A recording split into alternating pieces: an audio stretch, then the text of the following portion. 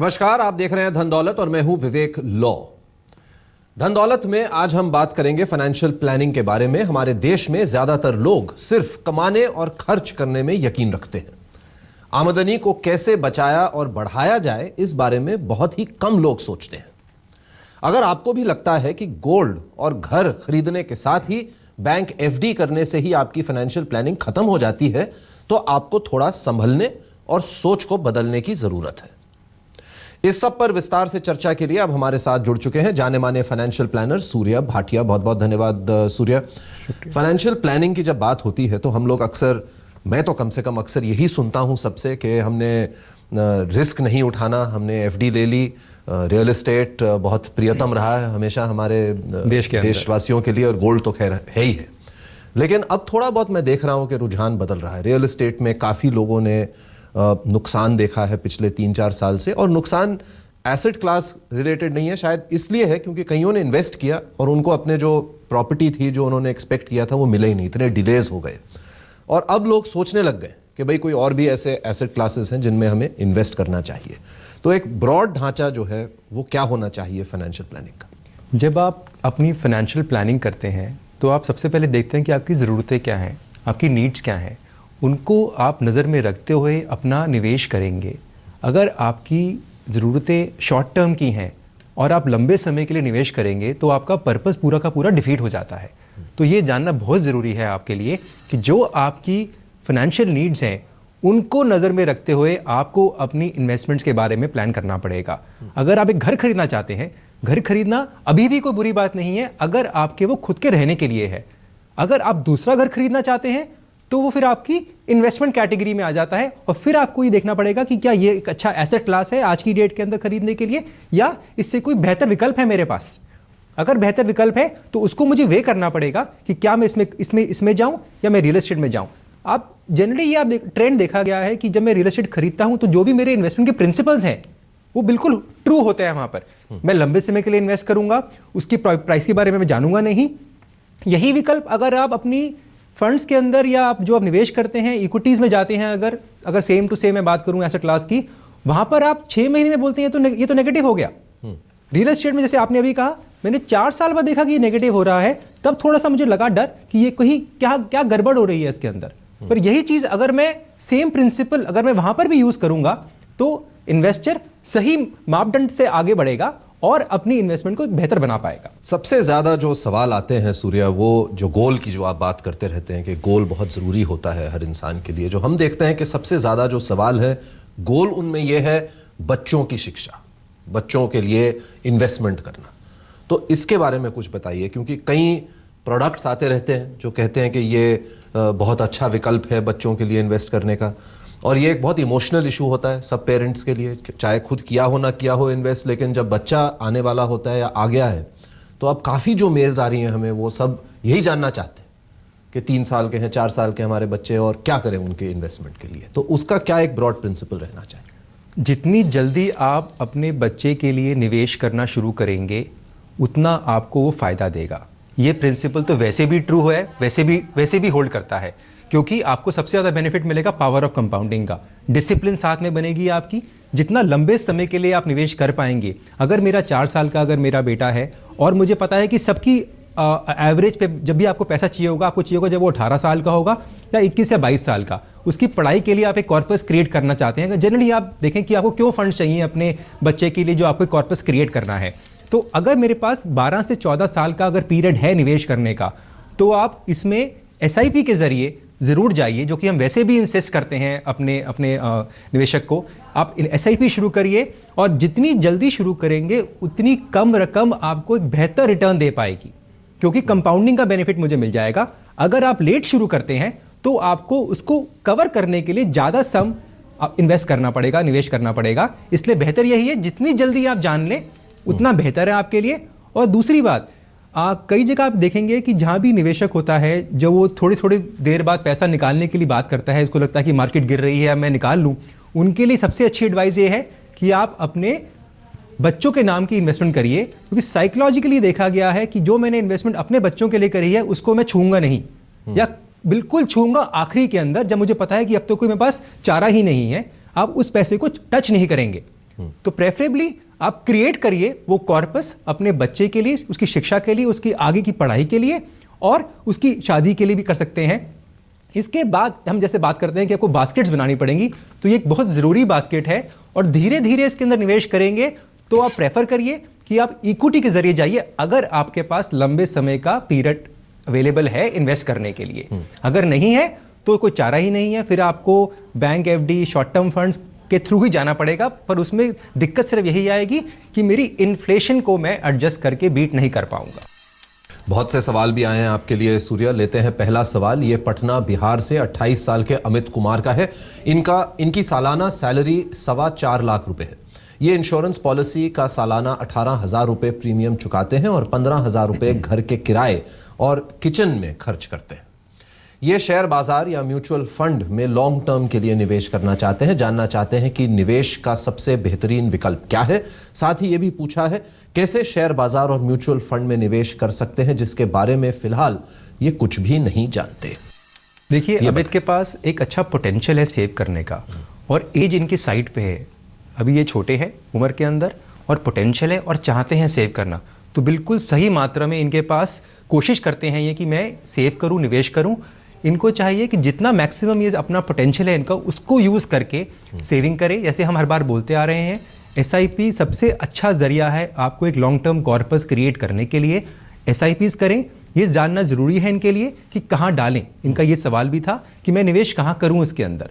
Equity को समझिए। हम हर बार यही बोलते हैं कि आप इक्विटी में निवेश करिए, पर इक्विटी है क्या? उसमें एक रिस्क है, एक वॉलेटिलिटी है, जो कि आप पिछले 1 साल में देखते आ रहे हैं।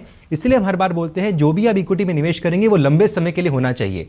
अगर निवेश करेंगे लंबे समय के लिए तो जो ये बीच में मार्केट्स की जो उतराव, जो ऊपर नीचे की जो मार्केट की मूवमेंट्स आती हैं, इसको आप निगेट कर देंगे और लंबे समय के लिए आपको एक अच्छा कॉर्पस बन जाएगा। तो इक्विटी को समझिए और उसमें एसआईपी करिए। एक एसेट एलोकेशन बनाइए अपनी नीड्स के लिए, जो भी आपकी ज़रूरतें हैं, शॉर्ट टर्म, आपकी लॉन्ग टर्म नीड्स हैं। जो आपकी लॉन्ग टर्म नीड्स हैं, जैसे मैंने कहा, आप इक्विटी में एसआईपी के जरिए जाइए। जो शॉर्ट टर्म नीड्स हैं उसके लिए आप बैंक में एक आरडी करवा सकते हैं। आप म्यूचुअल फंड के जरिए, अल्ट्रा शॉर्ट टर्म फंड्स हैं, शॉर्ट टर्म फंड्स हैं, उनके अंदर निवेश कर सकते हैं। और इनसे ज़्यादा ज़रूरी बात यह है इनके लिए कि अभी इनको इंश्योरेंस प्लान के बारे में भी जानकारी चाहिए, क्योंकि इन्होंने अभी एक इंश्योरेंस प्लान लिया हुआ है जो कि एक मनी बैक तरह का एक पॉलिसी प्रोडक्ट है। बेहतर ये है ये अपनी इंश्योरेंस को एक कवर की तरफ से मानकर चलें और 6 से 8 गुना जो इनकी इनकम है उसको कवर करके अपना एक टर्म प्लान जरूर ले। साथ ही में अगर ये मेडिकल इंश्योरेंस इनके पास नहीं है तो इनको वो भी लेनी चाहिए। ये 3 जैसे आपने कहा ब्रॉड ढांचे होते हैं, हेल्थ इंश्योरेंस, लाइफ इंश्योरेंस और एसआईपी। ये 3 अगर आप बेसिक प्रिंसिपल समझ लें तो चांसेस बहुत कम है कि आप गलत होंगे। विश्वजीत नायक का ये सवाल हमें मिला है। इनकी सालाना वेतन 21.5 लाख रुपए है। ये इंश्योरेंस की 2 अलग अलग योजनाओं में सालाना 50,000 रुपए जमा करते हैं। सालाना 30,000 रुपए का पीपीएफ है। हर महीने 11,500 रुपए एसआईपी में लगाते हैं। होम लोन की ईएमआई के तौर पर 27,000 और 250 रुपए चुकाते हैं। घर में हर महीने 30,000 रुपए तक का खर्च हो जाता है। निवेश के बारे में जानकारी चाहते हैं। पूछा है कि रिटायरमेंट के लिए कैसे प्लानिंग करनी चाहिए।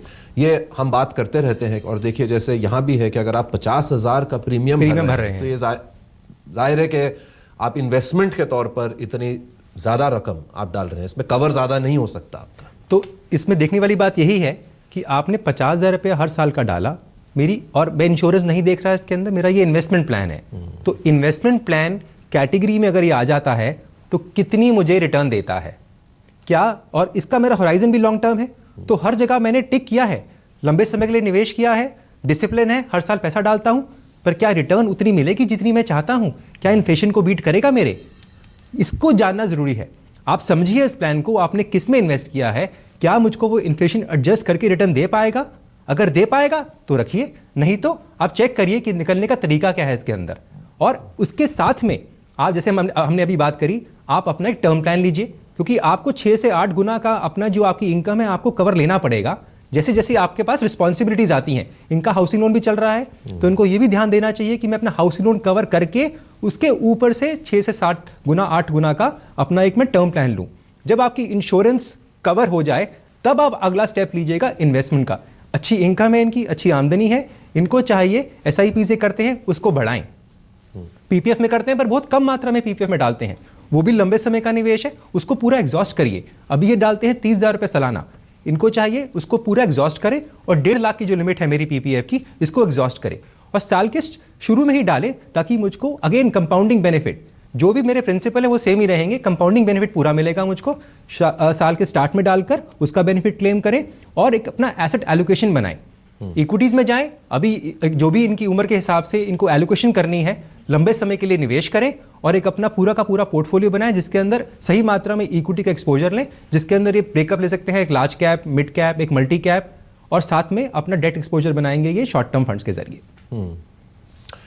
शाम का सवाल हमें मिला है, इनकी सैलरी है 48,000 रुपये, महीने का इनका घरेलू खर्च है 20,000 रुपये, इनकी सेविंग्स अकाउंट में 3.5 लाख रुपए हैं, शेयर बाजार में करीब 95,000 रुपये इन्होंने लगाए हुए हैं। ये लॉन्ग टर्म के लिए म्यूचुअल फंड्स में निवेश करना चाहते हैं, लो से मीडियम रिस्क उठा सकते हैं, इनको क्या कहेंगे आप? देखिए, इन्होंने अपना ठीक से प्लानिंग नहीं करी हुई है। मेरी जो आमदनी है उस हिसाब से जो मैंने बैंक में अपना बैलेंस रखा हुआ है वो बहुत ज़्यादा है। 4 से 6 महीने का आपको एवरेज बैलेंस मेंटेन करना चाहिए एक कंटिजेंसी कॉर्पस के जरिए, वो भी बैंक में बैलेंस नहीं होना चाहिए, वो आप रखिए बैंक एफडी के अंदर रखिए या म्यूचुअल फंड के जरिए अल्ट्रा शॉर्ट टर्म फंड में रखिए, जहां पर मनी अवेलेबल एट कॉल बोलते हैं हम, कि आपको चाहिए पैसा तो पैसा मिल जाएगा आपको। इन्होंने रखा हुआ है कई गुना ज़्यादा, तो अगर 6 महीने का मान के चलूँ तो इनको 1 से 1.5 लाख रुपए के बीच का एक बैलेंस रखना चाहिए। जितना भी सरप्लस मेरा आता है उसको ये अपने लंबे समय के लिए या जो भी कोई इनकी और भी कोई ज़रूरतें हैं उसके हिसाब से इसको वो निवेश करें।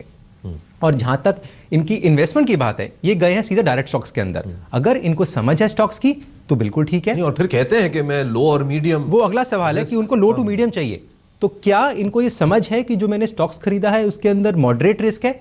हमारे हिसाब से तो उसके अंदर हाई रिस्क है, और अगर वो चाहते हैं हाई रिस्क लेना, अगर जानकर वो चाहते हैं तो बिल्कुल ठीक है, नहीं तो समझिए कि क्या खरीदा है और प्रेफर करिए कि मैं म्यूचुअल फंड्स के जरिए एसआईपी के थ्रू म्यूचुअल फंड्स में जाऊं, जिसमें अगर इनको मॉडरेट रिस्क चाहिए तो आप बैलेंस फंड में जा सकते हैं, एमआईपी में जा सकते हैं, अब नई कैटेगरी है इक्विटी सेविंग्स की, उसमें जा सकते हैं, जो आपको मॉडरेट टू मीडियम रिस्क देता है।